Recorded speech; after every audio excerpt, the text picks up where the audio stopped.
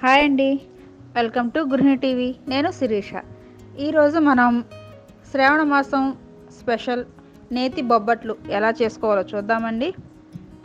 ముందుగా ఒక బౌల్లో నేను 2 కప్పుల మైదా పిండి తీసుకున్నానండి. దానిలో చిటికెడు సాల్ట్ వేస్తున్నాను. కొంచెం నీళ్లు పోసుకుంటూ కలుపుకుందామండి. ఇలా కలుపుకుందాము.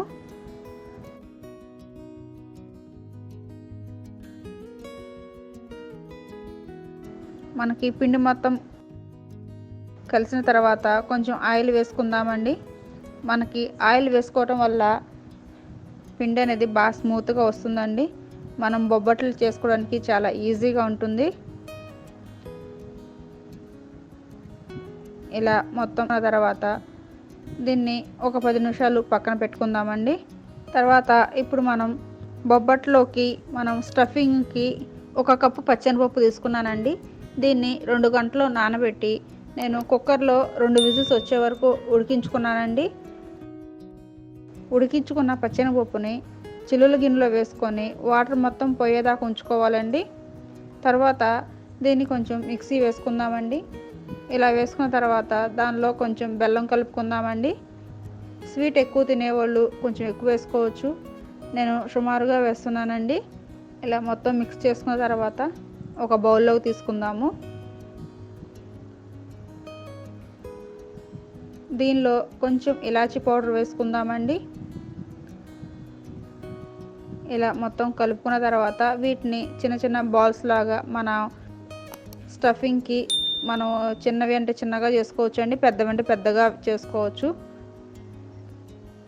ఇట్లా చిన్న చిన్న బాల్స్గా చేసి పెట్టుకుందామండి. ప్లేట్లో పెట్టుకుందాం.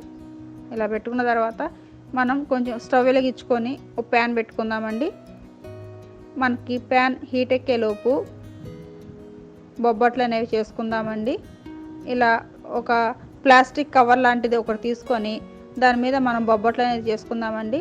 మనం ముందుగా కలిపి ఉంచుకున్న మైదా పిండిని తీసుకొని కొంచెం కొంచెం తీసుకొని దానిలో మనం ముందుగా బాల్స్ చేసి పెట్టుకున్నాం కదండి, అవి మధ్యలో పెట్టుకొని స్టఫింగ్ లాగా పెట్టుకొని మొత్తం స్మూత్గా ఒక చపాతీలాగా ఒత్తుకుందామండి.